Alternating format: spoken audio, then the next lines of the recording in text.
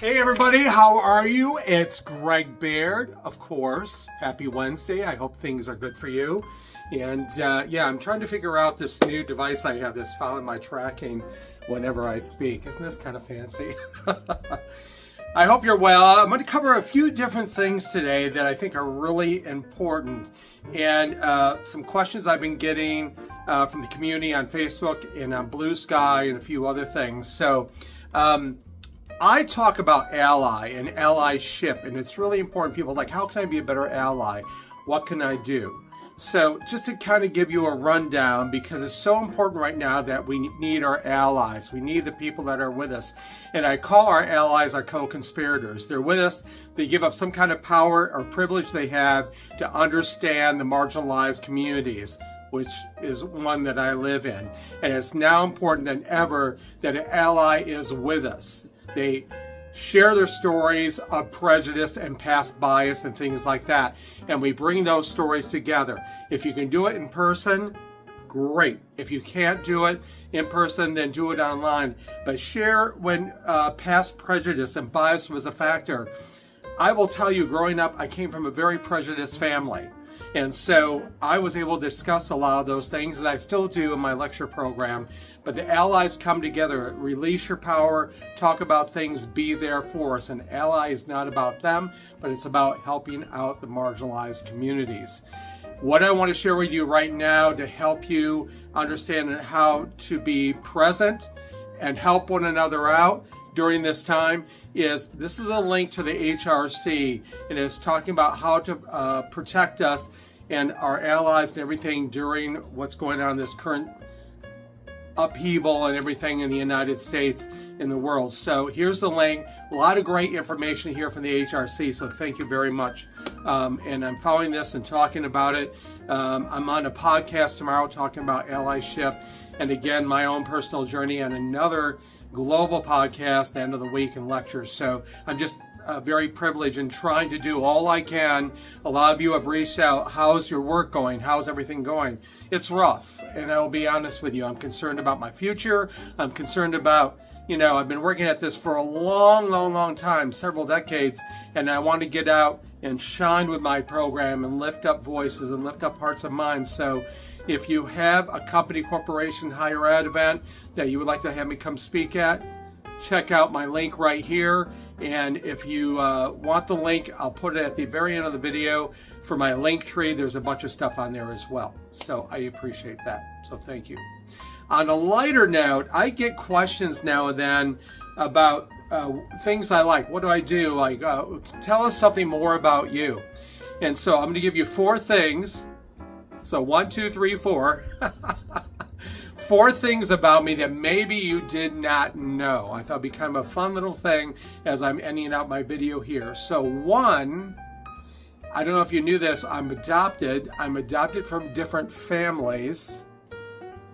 And so was my brother. My brother's adopted from a different family, and we're both gay. That's number 1. And boy, is that a great topic of discussion when you meet people or I'm doing my lecture program. They're like, what is going on with that? So yeah, my parents hit the homo lotto, by the way. Yes. Okay.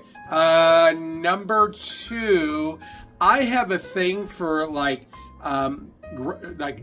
going in a grocery store, a new grocery store, checking out. I'm a foodie, so I like to check things out. And number 2 with that is my background's in theater, and I used to teach theater, secondary ed. I did elementary ed, middle school, high school, college level, community level, but I love the old theaters, going to the old theaters or one that's being renovated and what they're going to do. There's just something about the smell of the place, the wonderfulness of that, and I'm watching the current development right now of the Plaza Theater in Palm Springs, which is gorgeous what they're doing. And if you haven't checked that out, just type in Palm Springs Plaza Theater. You can find it. It's just a beautiful theater what they're doing. Okay. That is number 2. Number 3, I worked at a summer camp in Connecticut many years ago. So it was like between 1988, 89 to 96. And I worked with some celebrities' kids, but the main one you may know, not me, you may want to know, but you may know is I worked with every single one of Meryl Streep's children. There's a couple of them, Henry and Mamie, that I was the closest with, that I did with and talked and classes, all that kind of stuff. But yeah, Meryl Streep, and she was great, and the kids were fantastic too. So I enjoyed that, and that was out in the Berkshires of Connecticut. So that's number 3. Yeah, a little name dropping. So, and number 4, here's the big one, big drum roll. Number 4, somebody has asked on Facebook and a few other posts, why do people call you Chucks or Chuckles? And it's a long story. It's going to be in my book. But when I was younger, there was no theater department in my school at all. And I really enjoyed magic. I really enjoyed clowning. And it was one of my things that I really enjoyed doing. So I created a clown character, and a neighbor girl ended up said, well, since you're so funny and jovial and everything, she didn't say jovial, she's a young girl, so happy and everything, we should call you Chuckles. So there was always already another Chuckles, a clown, if you remember from the Mary Tyler Moore episode where Chuckles died. That's a true story. So I came up with Chuckles the Magical Clown, got the name patented through Clowns of America, not kidding, and I performed clowning and magic as Chuckles the Magical Clown in my community and around the state of Michigan, off and on. I know. So here's a picture of me right now. Yeah, that was probably one of my last performances I ever did, and that was at Camp Stone. I was probably like, I don't know how old I was, late 20s or something, 30. So yeah, that was the last time I did Chuckles, and Chuckles has been laid to rest. By the way, I look back and it seems like an alien kind of time in my life. Just, but the name stuck, and so people call me Chuckles or Chucks because it was a cool nickname. They loved it. Actually, a lot of kids I've worked with in the past actually thought that was my name. I remember one girl saying, "How cruel were your parents to name you Chuckles?" So my classmates, certain people know me as that, and I love it. But it's only my connection with my classmates from my school in Emily City, Michigan, from up in Petoskey, Michigan, and in the Berkshires of Connecticut and around. I don't really let anybody else call me that because that's just my special connection, and it's full of love, full of light, positivity, and I love it. It just, probably several thousand people know me by that name. So now you know. And now you know the man in the clown suit.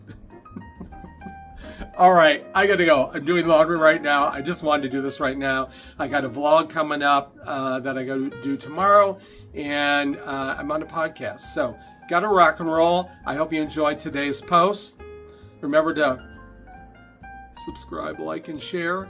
Have a great day. Be patient with yourselves. Protect your peace. Be an ally. I'll talk to you on Friday, okay? Love you bunches. Take care.